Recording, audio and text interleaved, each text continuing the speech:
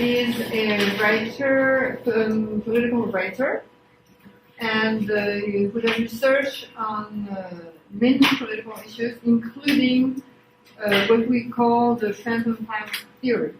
And because you have taken this class, you have taken a little bit of, you're taking this conservative literature that, and we just covered medieval period.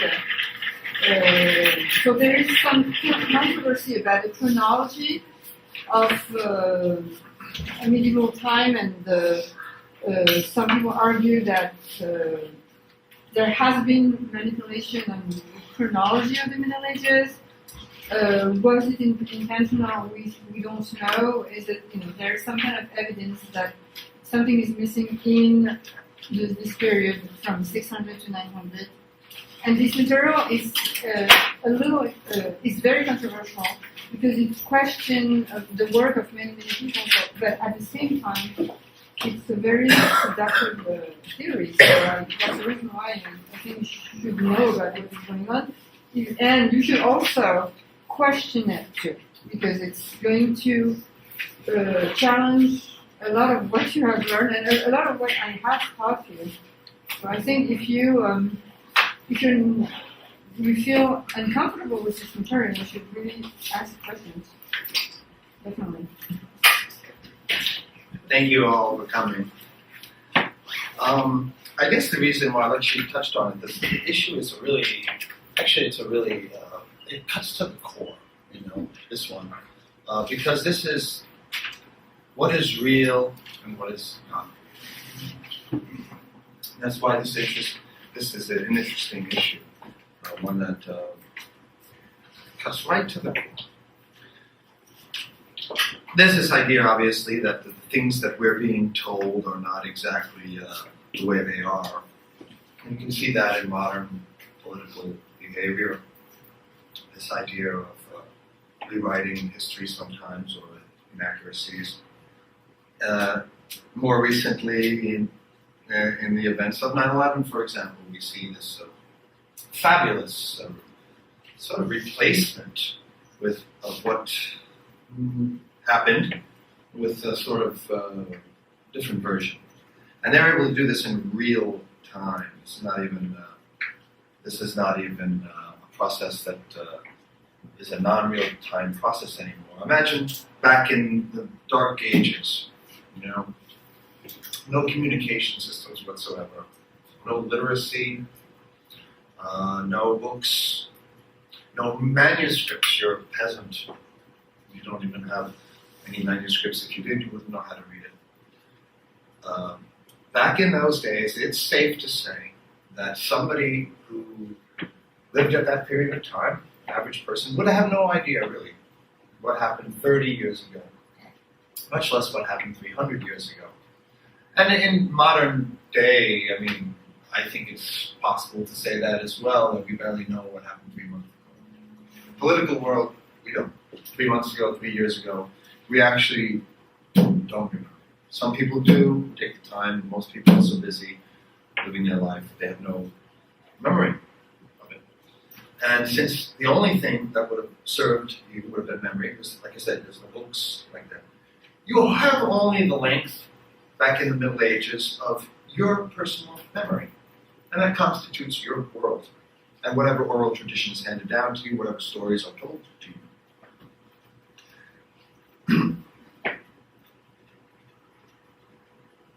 To me, it's odd that the history of the Middle Ages, and much of history, it's odd to me that historians seem to have taken the accounts of that as real. We know that most of the knowledge of that period came down to us from where? Where did it come from us? How do we know about what happened? Who wrote it all down? Who was the only person who was the only organization back in the medieval times that kept a history? The church. The church. Yeah, that's it. You didn't have CNN. You didn't have ABC. You didn't have independent this idea of independent literary people writing things down, writing a story, writing history. Or so we're told, at least for this period. Fact is that's not true. There were people that were writing, but just not for this period that we're talking about. In other periods, we do have independent sources that were outside of the church. But we're told that for this period, dark ages, that there was nobody writing anything. And we have all these stories from that period of time. And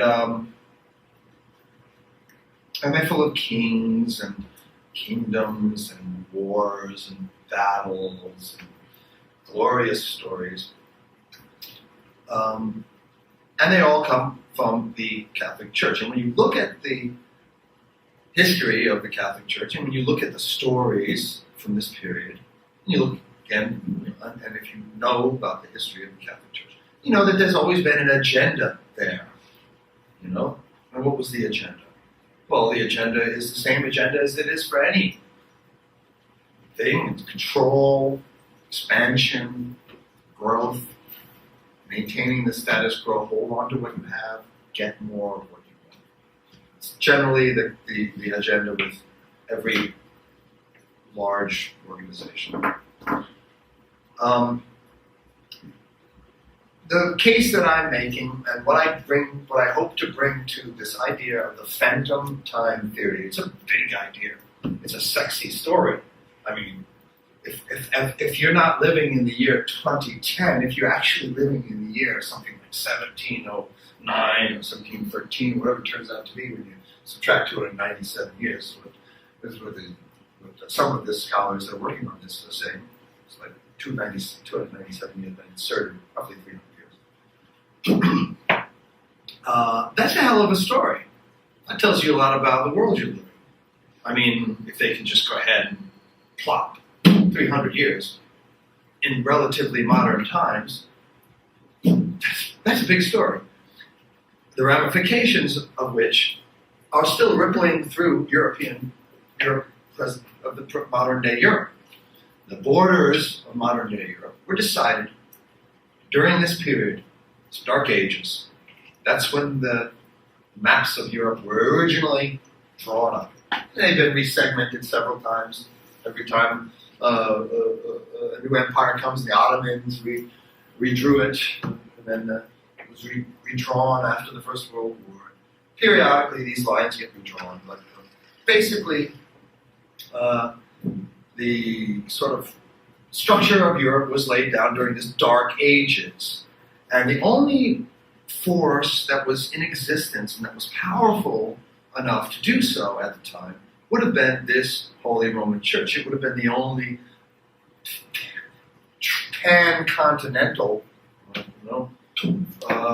force. A local king would not have the power, a local warlord or king would not have the power to effectuate events on such a broad tracts of land. And these represent the end of the Roman Empire. What I am saying, and what some other researchers are saying, is that we have roughly the end of Rome, the fall of Rome. Rome was the big power back around the times of Christ. Rome. And for about 476 it fell after about 1,000 or more years of power. 1,100 years roughly of existence. And then it no longer had the capability to extend its power over to these regions that it had held. It had no longer the ability to raise armies and go with swords and stick them in you if you did not agree. So they had to do it. They had to go out ahead and try to keep the empire together another way. And how would that way be? Well, the money. This is it. What I see evidence of Christianity was counterinsurgency or a counterintelligence. We see the Romans just about 20, 30 years after the death of Christ, supposed death of Christ. We see them using Christianity, the early manifestations of Christianity, against the Jews. We see the scriptures emerge, and the scriptures are actually favorable to the Romans and are highly critical of the Jews. So if you, in the fact that the death of Christ is blamed on the Jews, and the Pontius Pilate was seen as sort of a hapless but benevolent Roman representative of the cult government. He was sort of an amicable guy, nice guy. He actually defended Jesus, but hey, the Jews wanted him dead, so I'll let them have their way. It was blamed on the Jews. And all throughout the New Testament, we have give Caesar what Caesar is due, and we have the most holy man is a Roman centurion. We have a lot of comments that are favorable to the Romans, and we have a lot of scorn heaped on the Jews.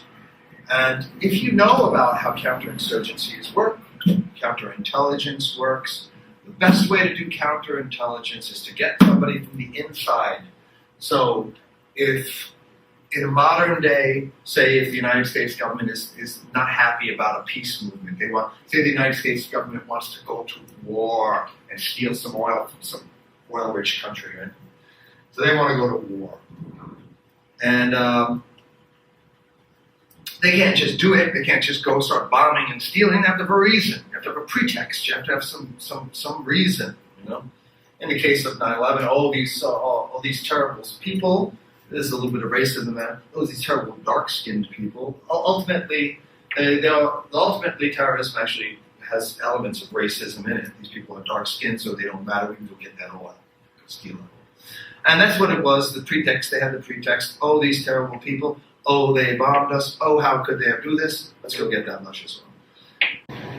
And it's the same back in the day. They had occupying Judea. The Jews were not happy about it. They were resisting. So what do? You get an inside guy, Jesus Christ, supposedly a Jew, and here's one of their own people against them. See? Yeah, we don't even have to be against the Jews. One of their own is rising up and speaking against them. And here come these scriptures, some 40 years, supposedly after the death of Jesus Christ. These scriptures begin to emerge, and then they don't even fully emerge till 140 years later. Then there's questions even as to that. We don't have any original copies. No original copies of the New Testament scripts. Nothing. All you have is copies that were said to be from originals, and those copies emerged very questionable periods of time. We say that the first scriptures emerged 30, 40 years after the death of Christ. I don't believe it. So we see at some time, maybe 100 years after the death of Christ, maybe 50, 60 years after the death of Christ, Christ is already being used to subdue the Jews and to counter the Jews. Then when Rome falls 300-400 years later, year 476, we see an evolution in the usage of Christianity. Now we see Christianity not as this independent religion. We see now it has the legs of officialdom. Constantine had made it 100 years earlier, and around the early 4th century, 320s. He had made it the official religion of the Roman Empire, Christianity. So it goes from being marginalized and persecuted to being the official religion. And when it is the official religion, we see it sweeping across vast territories and controlling vast territories. Now, why? Is it a natural expansion? I'm trying to answer that question. Is it a natural expansion, or is there a push? Is it the result of a push? And that's what we are dealing with today. A lot of what we deal with, a lot of what I'm asking nowadays, is how much of this stuff that goes on in the news, how much of this stuff that goes on in politics is actually an organic, real process of people's wants and needs and desires, versus how much of it is the result of this agenda, this overarching umbrella agenda that is always ever present, omnipresent agenda and presumably the agenda would be of the people who can afford to keep agendas going along. These would be the wealthy elite, and these would not be millionaires, these would be billionaires. Back in the days of Rome, we had our billionaires as well. They weren't called billionaires, maybe, I don't know what you call a lot of drachmas or whatever there was, but there was people who had vast amounts of wealth, so you can get your agenda through. And I'm saying that it appears from my research that Christianity is actually a counterintelligence program to maintain empire, first to suppress Judaism, and then eventually to consolidate and maintain the Roman Empire, the lands of the Roman Empire, when there was no more swords with which to do it. And eventually they got some more swords. We see the rise of the Crusades. Here we have swords again. But it may not be so many years. We're supposed to think that from 476 to the year about 1050, something like that, nothing happened. Yeah. We had this great empire of Greece. We had this fantastic, huge technological empire of the Roman Empire. And then we're supposed to believe that 700-800 years went by. Nothing. And that's actually very difficult to believe because that's not usually typically how technology and how advancement works. We have not found any reason why these advancements that were made would have fallen into the dark. There's no reason. Just because the administrative power of Rome collapsed, that doesn't mean invention collapses. That doesn't mean that great minds collapse. People still have ambition. A great thinker will think whether it's a dark time or whether it's a light time. There's nothing that you can not stop innovation. But yet we're told that there were no buildings being built. Or actually we're told that there were some buildings, but there's a lot of doubt. In fact, from the buildings that were supposed to be around during this Merovingian and Carolingian times, it was supposed to be over 1,000 churches and convents and rectories, whatever, built, and only a handful of them are actually survive in any of their, in any form. Most of them are gone. So we can't even verify all these structures that were built during this period that are now gone. There's only a few of them, and the ones that do survive from this period, that has been called the Dark Ages, the early Middle Ages, the Dark Ages. The ones that do survive and are attributed to that period, there's a lot of doubt as to whether they are from that period. And the one that comes into mind, the most important one of that period, is the castle at Edge. That was supposed to be the home of Charlemagne, Carlo de Magna, Carlo de Gros, German. Charles the Great. If you look at the structure is almost now completely covered up with structures that have been built after the time, that is supposedly of the original chapel. And this original chapel was supposed to be Charlemagne's chapel, but there's a lot of people that are saying that this is Romanesque architecture. This is characteristic of the 1100s, not of the years 780 around there. So it's possible that there's a big hoax going on. Now, why is there a hoax? Why would they insert 300 years when it didn't happen? Why would they do that? You know how land works and how empires work. The only reason you are able to hold on to your empire is because you fought for it. You fought wars. You have kings who have been shedding their blood for all these years. That's how you claim dominion over something. Right? If you didn't fight for it, it's not yours. Right? So, by giving yourself 300 years full of valiant kings, glorious battles, right? Now we own it. That's the reason why. Because you can then control that area, because then you can convince everybody that, well, this region, east of this river, and south of this mountain, and west of that one, king, Phidias fought over it and won and shed the blood of his sons, and now it's ours. That's the point. To claim dominion over a territory that was left in the vacuum at the wake of the fall of Rome. Again, you have this giant empire, the only massive empire, Rome. It collapsed. They're not going to want to give that stuff away, that land. So they decided, instead of going for the sword, they're going to go and try to control through the mind control, and that's what the church is. Now, early historians, this isn't the first time that this story has emerged.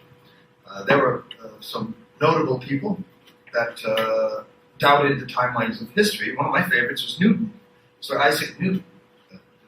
Most of the early philosophers, John Locke and Donne and Hobbes, they all paid a great deal of reverence to Newton, who wasn't particularly known as a philosopher, he was more science. He said that he doubted the timelines of history, and he actually said in his book, in the chronology of ancient kingdoms amended, in his book, he says that that all nations, before they began to keep exact accounts of time, have been prone to raise their antiquities, to exaggerate their antiquities. And this humor has been promoted by the contentions between nations and their originals. So he's saying, and he's moved up a lot of stuff 300 years. He's used the 300-year number. There was D. Arcilla, a professor at Salamanca University in the 16th century, claimed that ancient history was counterfeited in the Middle Ages. That's what I'm saying. And published at least 2 documents saying that the whole of history before the 4th century AD was a hoax, complete forgery.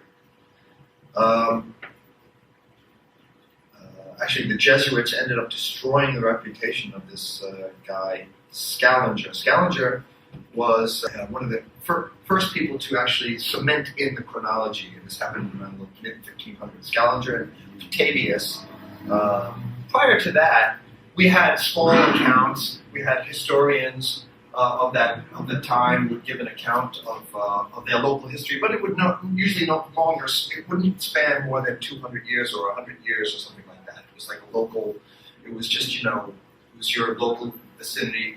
And the first time that a whole systematic approach, overview of the total timeline of history actually occurred in around mid-1500s. And these two, Scaliger and Petavius, actually laid down the timeline and sort of put things in their order. The Greek, the Roman, the rise of Christianity, the Holy Roman Empire, the Renaissance, boom, and they laid it out. Prior to that time, we actually didn't even have this idea of a complete chronology. Certainly not up until the Middle Ages. It didn't happen. But there's a lot. There's a lot of names. I don't want to go into them all now because I have them all written down, but I can pass them out or we can mimeograph them. But people like Newton are no slouches, and Henry and Louis XIV's royal court scholars and eminent historian Jean Hardouin, he said it was fake, and the coins were fake, and he said that a lot of it was counterfeit. And one of the problems that you have when you're trying to recount a history is that you have to go through these manuscripts, many of which are not dated. They'll say Theodoric in the 5th year of Theodoric's reign, his son, and they don't have dates. There was no even standardized dating system anyways. The standardized numerical system didn't even pop up. You didn't even have the decimal system. That came. So, I mean, here we are. We don't have a standardized numbering system. We have a calendar. We have the Julian calendar, which is about to be changed to the Gregorian calendar in this period. So we see discrepancies in the calendar. There's a mathematical discrepancy of a loss of 1 day for every 100 years. When you swap from the Julian to the Gregorian calendar, it appears to be 3 days missing, which indicates 300 years missing in this gap between the Julian calendar and the Gregorian calendar. So there's scientific evidence to suggest this. There's also astronomical data to suggest that some events such as solar eclipses, full eclipses, partial eclipses, things like that have been written about in history. They've tried to correlate them also with times, and it's not adding up. Nothing's adding up in this period. So it appears that there would be this insertion. There could be this insertion, and I tend to think that that's the case. It's true. It's true. If you're going to give a history of if you have a candy store on Main Street, and you got started 10 years ago, but before you sold candy in that store, maybe you sold it out of your truck or your car. I'm just making this up as I go, trying to come up with them. But you sold it out of your car for 5 years before you opened up the store, and then it's time to put the sign on the store, and you decide to say, well, am I going to say, since, been around 10 years, maybe they won't know the difference, and, the store, I was selling candy for 5 years before I opened the store, so, I don't know, for 15 years, since 19, showing a little bit longer time than you do. This is how it goes. And the church is no different. When you look at the list of the popes, you see popes that are going back to the times of Christ. No popes back then, sorry. They just made it up. It's not true. You didn't have enough organization in the early church to even have popes until 300 years afterwards. There was maybe some bishops, but all this structure was made later on, and it was modeled after the old Roman system, the old Roman government. Christianity is an extension of the actual Roman government. It has many of the same ways as the Roman government. It has all these familial dynasties. It has these stories in it that are straight out of the Roman experience of all these brothers fighting each other. I mean, the Christian religion is just jam-packed with analogies that scream out, this is a Roman conspiracy. There you go. Use that word. And I believe it was. It was a syncretism. Now the question is that did they get what they wanted? Because you can't see. Time is a funny thing. Time kills people. New people emerge. So even if you have a plan in place, and I would say that the plans that are put in place by the papacy actually would be among the plans that could have this idea of long-term possibilities to them. Whereas plans that are put into effect by a king, he's not going to be around.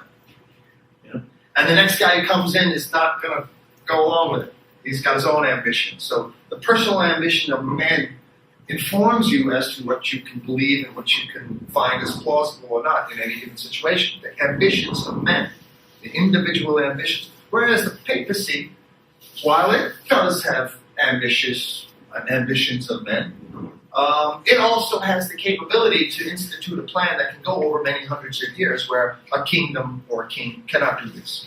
But even if we assume that Christianity, which started off as in one form, became another thing, evolved into something else, whatever the objectives were, even if you say that Christianity was a counterintelligence, counterinsurgency program, even that program will not be the same as what you projected it to be at its inception. So even if it was a Roman thing to keep the Roman Empire together, 100 years later, it's going to be a very different thing, because those guys who installed that, they're all dead now. It's another generation. Now they're dead in another generation, and it's very difficult to try to. You can find a thread that runs through it all. Yes, you can find a thread, but you can't say that the original projections, the original objectives, have even a hope of surviving. And so now we have a modern Europe, when that wasn't the case back in the Dark Ages. It was a Europe that was dominated by the church. If you were a heretic and did not go along, you were killed. That doesn't happen anymore. I'm not worried about some inquisitor coming in here and burning me at the stake for telling you all this stuff. A couple hundred years ago, some of my heroes, like John Locke and stuff, they have to preface their books with very careful wording so that they didn't end up. And this was in the relatively modern times. Prior to that, those guys who were saying that the earth is round, they burnt. So we can talk about these things without fear. And yes, that objective, even if it was a Roman objective, there's no similarity anymore to its original objective. It's a modern state. It's a completely diffused situation. Let me think if there's anything else I'm leaving out. I'm probably leaving out a lot, but I might just rather open it up for like a question or a dialogue thing, because me just get talking is terrible. So I might just open it up, and then if I think of something else, we can, Do you have any questions? So how do you think this pertains to Islam? Yeah, that's the first question, and that's the most. Because their written language goes back a long time before. I mean, even like 600, that's when the first words Muhammad was said. That's right. Muhammad fled Mecca in 622, and we are told that Islam religion made this rapid expansion of conquests and took over the minds of these people. I guess what the question is the most logical question: how do the events of this period of time correlate with the events of the Islamic world? Well, when you seek to do that, you're not getting much correlation there. There are some bits and pieces that happen afterwards during the Crusades, 1099, yes, we have correlations, we have large battles, we have lots of casualties, we have wars, we have the fall of Jerusalem, and we took it back, supposedly. But even some of these things, like all the numbers were exaggerated. Numbers of soldiers that were in these battles were always exaggerated. Numbers of battles were exaggerated. The numbers of the opposing armies were always exaggerated.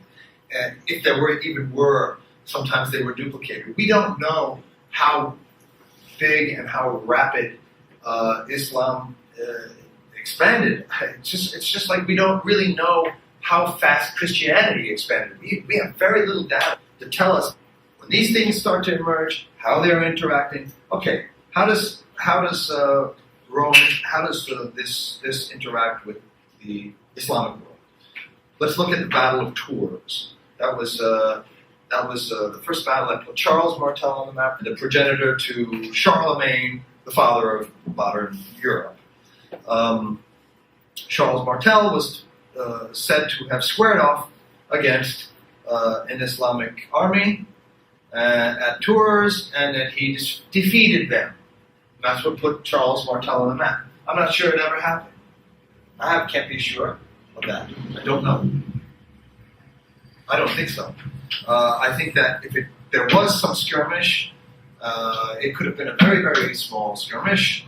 It could have been greatly exaggerated. So going with that, do you think, because when I was doing Islam from 0 to 1800, they didn't really mention that. I mean, they may have briefly mentioned the Battle of Tours, but they basically said in their expansion to Europe, it kind of stopped in Spain. Do you think that was more of a Europeanized French? Yes, it was. I'm glad you mentioned that, because you said it stopped at Spain. Right. But the thing about it is that the people who were supposed to have had that battle at Tours were more Spanish Islams. That's supposedly where they came from. And if you look at that, if you look at the map, you got a situation where you got France, South France, Italy, right? You got Spain here, England off here, okay, Rome and Greece here. Terrible map. Oh my God! It's just like a buffalo. Here's Italy. Here's the land of what later became France. Aquitaine is here. Aquitaine. This is all Gaul in the Roman period, right? And this is Spain. This is Spain, right? So we are told that and then you have North Africa, which is where the bulk of Islam started. So Islam is coming like this. It's coming here, avoiding Italy, getting up here, and then taking all of the North Africa, and then coming up around here and grabbing Spain. So Spain would have represented the furthest outpost of Islam, the very furthest part of it. You could just make up a story about that. That's all. Just say, yeah, a couple people from that outpost there had a battle, we kicked their ass. Now I'm the king. That's what I think. No, you said, what did you say? Charlemagne? Charlemagne? He made the first. No, I'm saying Charlemagne may not have actually existed. He may not be a real person. Here's the thing: if you try to actually find any evidence to suggest that there is any historical character called Charlemagne, you find nothing. You find one account of his life.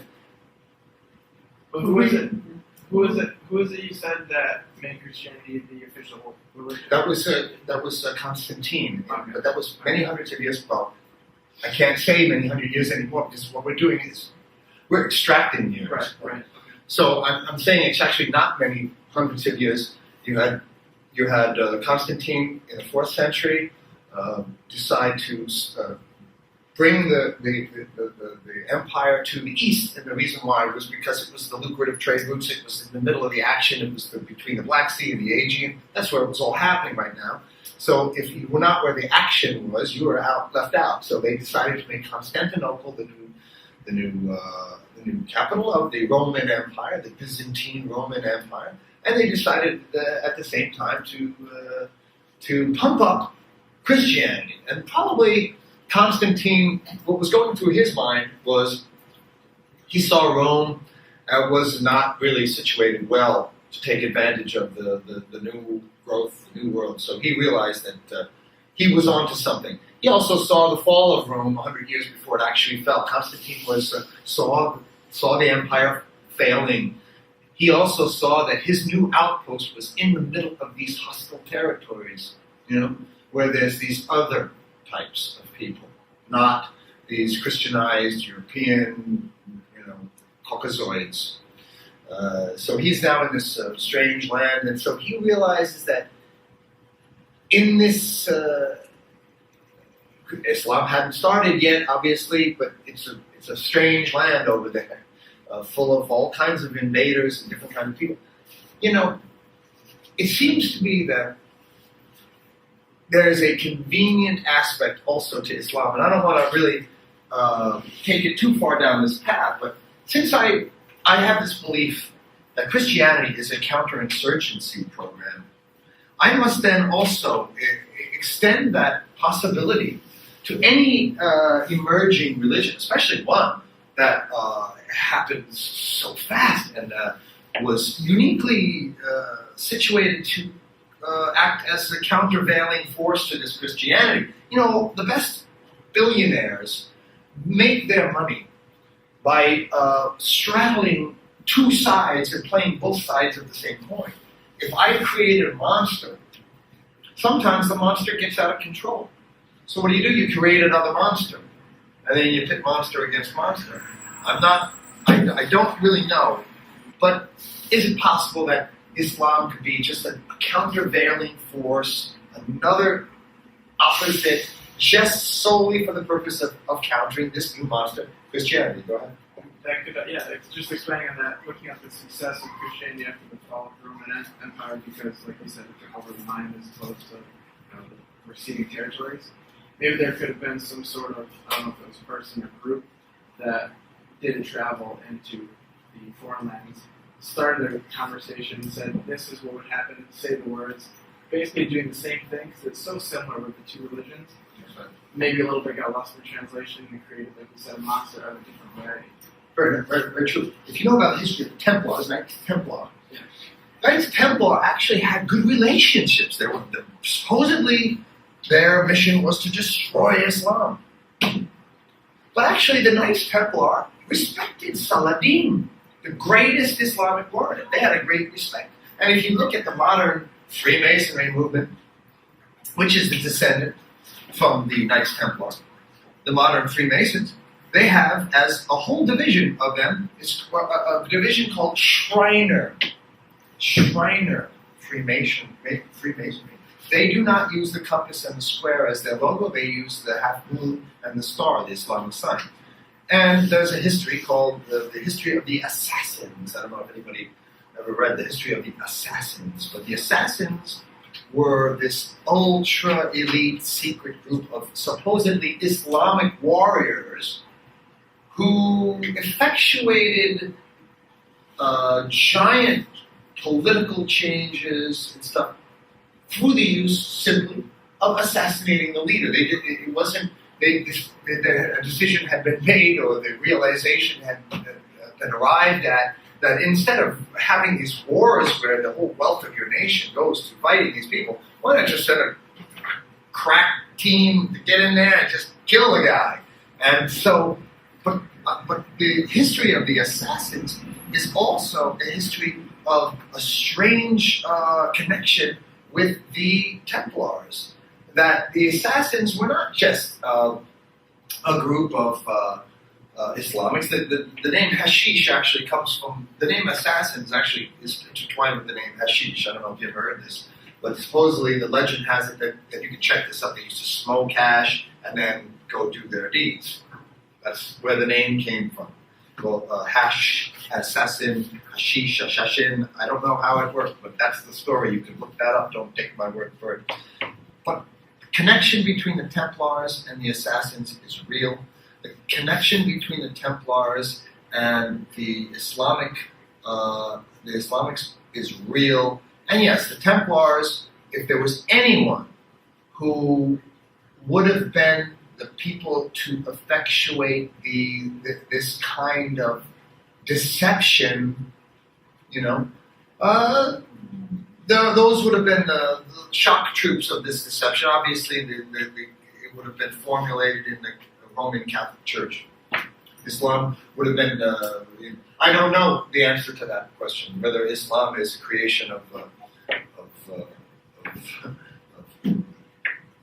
the elite as a countervailing force to this other monster that they created and maybe got out of hand, and we're not able to control it anymore. It's a good point. It's a good question. Do you have any questions? You look skeptical at some of this stuff. Oh, okay. You can't be skeptical. They are allowed to have the right to question. What's that?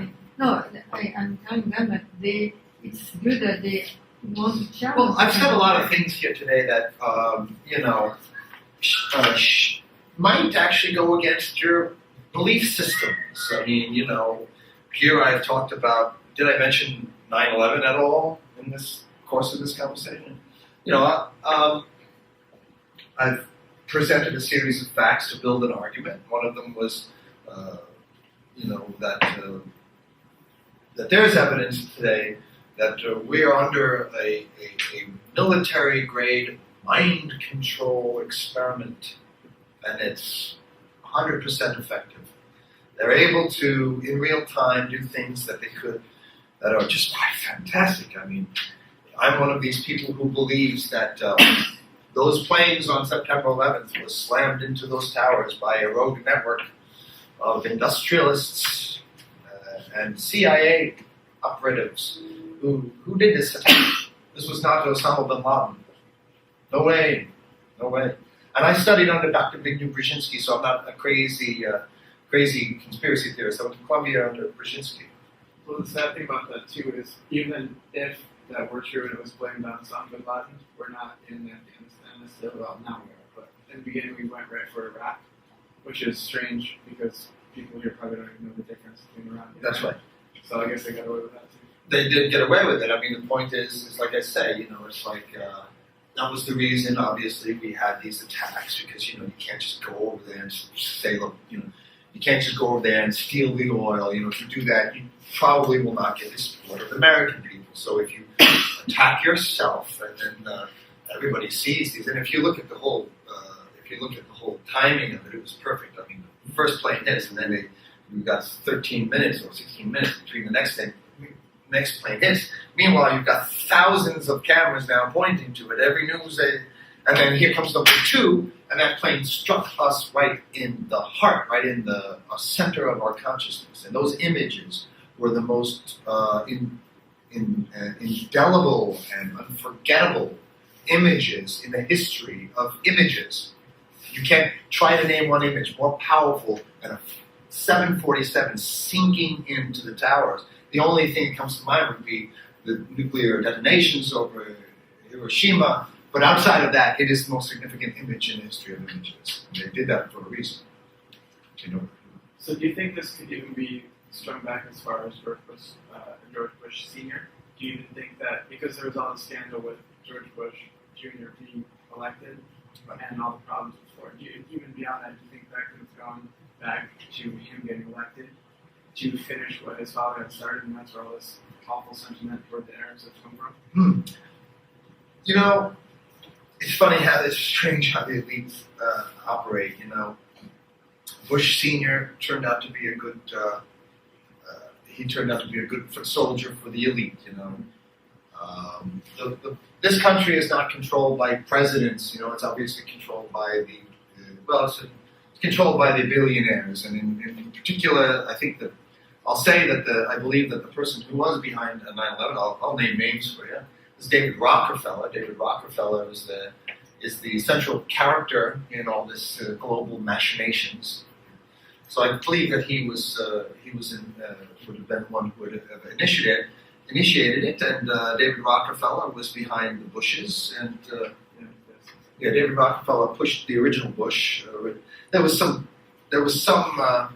stories as to that maybe he was against Bush.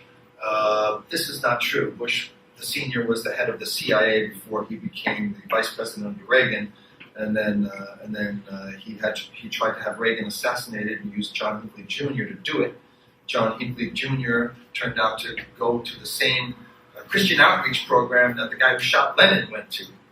Mark David Chapman and John Hinckley, they did their shots 3 months apart, and they both went to the same Christian outreach program in North Africa. And the person who was in charge of that Christian outreach program in North Africa was the father of John Hinckley Jr., John Hinckley Sr. He was the one in charge of the program. I think it was called World Vision. And World Vision is one of the biggest Christian charities. It's a gun running operation. It's actually a CIA front company. It's a front for running guns and destabilizing poor countries. But it's actually one of the largest Christian charities. You go on to World Vision, and you see all the people putting wells in, helping black people. They're helping black people remove all their resources and send them right to the wealthy and industrialists. That's it. There is no function. If they sometimes help a child, that's just for the camera, so that the people keep on giving, so it has a good appearance. But there's many of them. Peace Corps is another one. Peace Corps is sort of like the ground troops. Kids in the Peace Corps don't have any idea that the data that they collect actually goes filtered through CIA paperwork scheme, and it's entered in so that the CIA has a record of what's going on the ground. And so, essentially, a lot of this stuff is, But was it about cleaning up Papa Bush's blunders and mistakes and and unfinished business? I don't think so. I just think that what happened was, since it dovetailed so nicely with the objectives of our elite, which is to get control of Eurasia. This is the point. And the only way to do that is to get your foot into the center of it, Central Asia, through Iraq, through Afghanistan, and to choke off the oil that the Chinese would use to industrialize themselves, choke that off so that the Chinese can't grow. And there are some aspects to this evil plan that actually make sense. We actually do not want to live in a Chinese planet. Once that happens, it's going to be, organ harvesting for everyone. Seriously. So we're trying to gain control of an area which we will have no hopes on ever doing because Russia and China are there, and there's no way we're going to be able to stop them. But the point is to get control of this landmass, this Eurasian landmass, because that's where everything is, all the oil, all the minerals, all the people. We don't have anything here. We got a little bit of oil, a couple people. They have it all. We have nothing. So we have to either dominate, control, or eliminate and destroy, or absorb through media or some other ways to absorb these populations. But it's got to be something, otherwise we're finished. Give you such a grim account, but it's true. They're going to destroy us unless we can find out a better way. And I think that the way we've been doing it is really terrible because it's not the American way. The American way actually was attractive to people. The American way was the most charismatic, attractive, awesome thing for the world for a while, you know. But now it's all about stealing resources from people. So nobody likes that anymore, you know. Before, when we were inventing and building the best stuff, building the best cars, and, you know, exploring, doing all the greatest things, going to the moon, this struck the imagination of the world. They loved us. And now all we're doing is sort of try to grab their resources because our billionaires are horny for more steel, more oil, more power, more money. But there's no imagination coming out of America anymore. We've lost we're not projecting anything that strikes at the imagination anymore. That's another argument of like the 9/11 was to promote patriotism. Because it's kind of been dead for a while, and now it's kind of like a thing. Well, what I say about 9/11 is it you know, the old expression, you kill two birds with one stone. They killed about 1,000 birds. You know, they were able to sort of get people into this sort of mindless jingoism where it's like, okay, let's all wave the flag and shout, kill, kill, kill. You know, that's the version of patriotism. To me, patriotism is going up and saying, no, it's George Bush and his people did that, and we're going to do the investigation, find these guys, and put them in jail. That's patriotism. However, unfortunately, patriotism has been redefined, and it's usually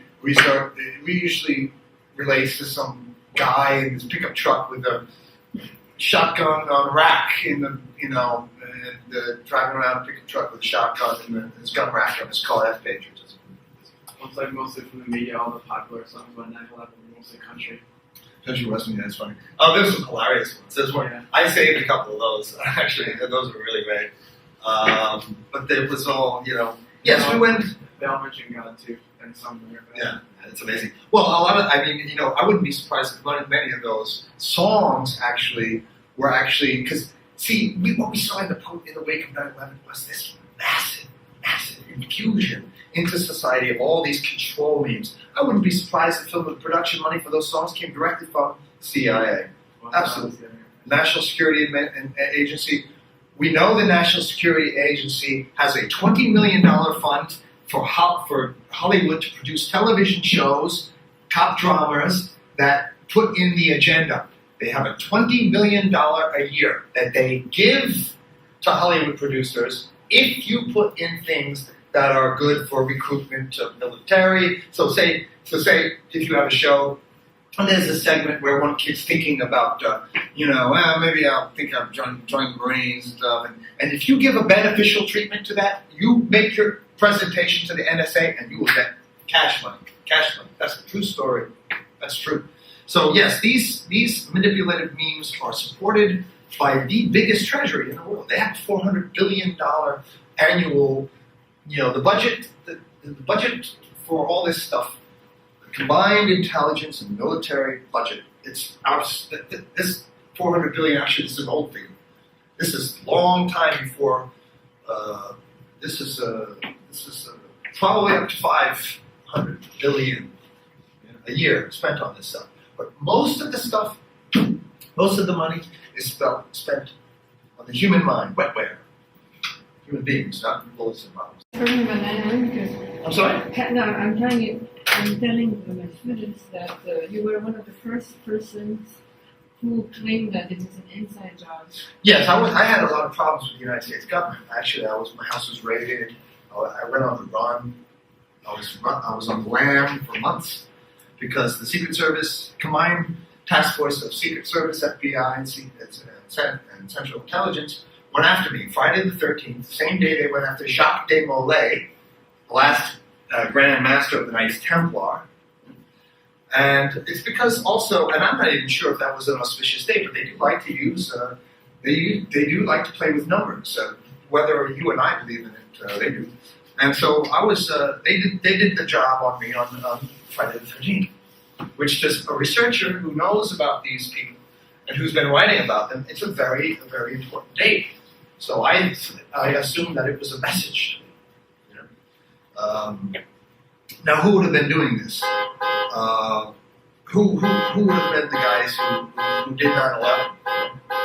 Well, we have these pseudo quasi-governmental entities. One of them is called Council on Foreign Relations. Have anybody ever heard that? Council on Foreign Relations. It's very popular.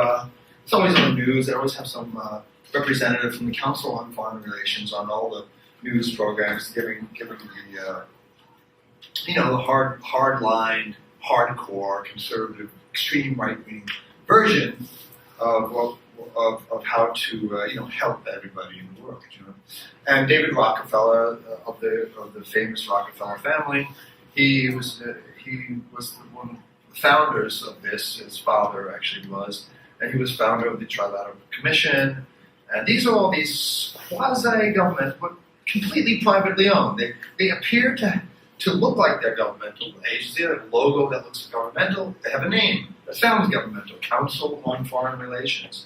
And it practically has the power of a governmental department. However, it's owned by industrialists, privately owned. Yet it controls what your congressman and what your senator and what the news says. They control it.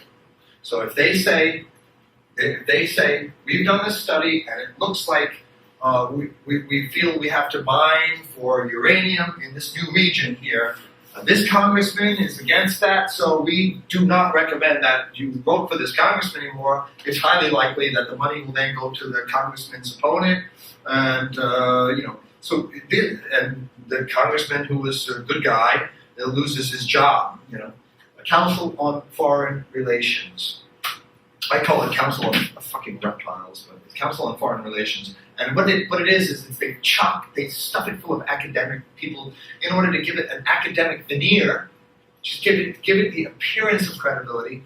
But when the point of it is that all the reports that get written, the serious ones that get acted upon, are not the ones that are written by these academics who have no idea what they belong to. They're only invited to use them for their credibility, and then they're put aside, and then the papers that they write up about going into Latin America and making sure that labor union gets quashed because we don't want any trouble because we got to get our fruit factories and all that cheap fruit out of there.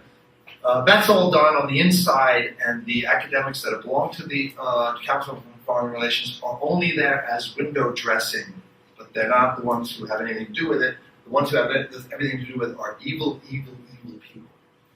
If you look at some of the people, they actually have these really thin lips, and they're really scary looking. They look scary because they are scary. But I'm glad to talk about the 9/11. I'm glad this happened to move into the 9/11 thing, and I see you're interested in that one. That's a hell of a story because most of our world now is changed as a result of that. Our entire political structure has been restructured as a result of that one event. The entire global map has been redrawn, essentially, or is in the process of being redrawn based on this one event. So this one event has had so much ramifications in your day-to-day existence, and on the global scale as well. But on the day-to-day existence, now you may not question if you go into a subway and they want to see your bag. More and more, they are bringing these police state measures, these checkpoints into our lives, and that's the purpose of it. The purpose of 9/11, remember I said they killed 1,000 birds with one stone? One of the simplest things that they did was they want a police state, they want a control grid, Anybody ever hear of Alex Jones down in Texas? Alex Jones, he's a radio broadcaster. You should check him out. He has this website called Infowars.com. He's a good guy. They want a complete control mechanism in place. And you know, one of those birds that they killed on 9/11 with that one stone, those two stones, those two planes, was that they knew that they were gonna, as soon as they did those attacks, they knew that they were gonna install, they were gonna have green light to install the police state that they wanted. And you know, one of the things that they knew was the biggest thing that could get money out of that was airport scanners. The contract for the airport scanners alone was some astronomical, in the billions and billions and billions. And they knew that they were going to be able to install that rapidly. Find the owners of those companies that got that, and you will find the relationships directly to this group who did 9/11. Absolutely, positively. Because before they did 9/11, they acquired the rights, or they acquired the companies that were going to get the contracts, because that's how you do it. Before you do your attacks, you buy up all the companies that are going to be doing all the business as a result of that. So you have the security state got installed here in this country, and that security state is comprised of hardware, and that hardware costs money. So all those companies that were involved have direct links to the people who did the attacks, which would have been the Rockefeller Group, the Council on Foreign Relations, it would have been the Bilderberg Group of industrialists who meet every year to decide on new and novel ways to terrorize the world and steal everything they can. That's the point, is to get the treasure, get the gold, steal everything you can. That's the point. That's what they're doing. And so, what better way to do that than to kill 3,000 of your own people and then blame it on these foreign guys and then get everybody, put flags, wave flags and shout kill. And you get everything. And then we try to spread democracy whenever the fascism sucks. Yeah, I mean, there's no history of Bush. He said that this was all under the rubric of spreading democracy. But if you look at the history of Bush or any of those guys, there's nothing in their history where that shows that they have any deep attachment to democracy. He was a drunken guy. You know, he was he was doing oil companies and driving them into the ground while pocketing all the money. He was just a schmuck. You know, there's nothing in his history that shows that he had ever written anything about it. Nothing. But now all of a sudden, this is democracy. He doesn't care about the people of Iraq. He wants the oil. And see, I don't think that a lot of people bought that. Yes, they heard those arguments. And never once did the media ever say, "Hey, this thing could be about oil," right? They didn't mention that. They were going along with the ride. They said that this was about spreading democracy. That's correct. Lies. And the weird thing about that is the whole reason there's all those holy wars over there is between like the Sunni and the Shia is whether or not the officials should be elected or not. So for us to try to install democracy goes against half the population. So people don't really understand that here because no one has open eyes. They just think of it as. And the point of the whole struggle between the Shia and the Sunni is that that's another balkanization process. They call it sectarian violence, and then you see the media gets a terminology. How about it's a civil war that's pushed by us? We are pushing that. We want those two people to fight each other, so they kill each other, and then we come in. That's the point of everything we do. Order out of chaos. Divide and conquer. I think it was even after World War II, they went into Saudi Arabia and made it the Kingdom of Saudi Arabia. But there's no kings in the Islamic religion. It was just, I think it was even Churchill and someone else that established, they said, if you help us, we'll make you a king. They got them all. The Saud, the original Saud. Yeah, and then when that became a kingdom again, there's this civil war that they pushed. Of course, well, they didn't build it by themselves. They didn't unite it by themselves. They had the British. It was the British, right? But democracy, that's just absolutely ludicrous. Absolutely ludicrous. We don't care about those people. Why then, if we're so concerned about what's right and wrong, why aren't we helping the Tibetan people? There's no oil there. If there was oil there, all of our politicians would go, we have to help the Tibetan people with the oil. No oil, it's like, sorry, we're over at Iraq dealing with those. But as soon as there's something there that you want, all of a sudden it's, we have to help the women of them, because the women are, don't care about them. They want the money, the resources, It's only who's got natural resources. If you don't have natural resources, or you're not at a strategic like choke point, at a point where two continents meet, there's other reasons why we want locations and stuff. All the wars in the future are going to be about getting the stuff, the gold, minerals, the stuff. We need that. We need it. So we can raise trouble for the rest of the world. Well, that's my thing today. Thank you. I enjoyed it. I know I did.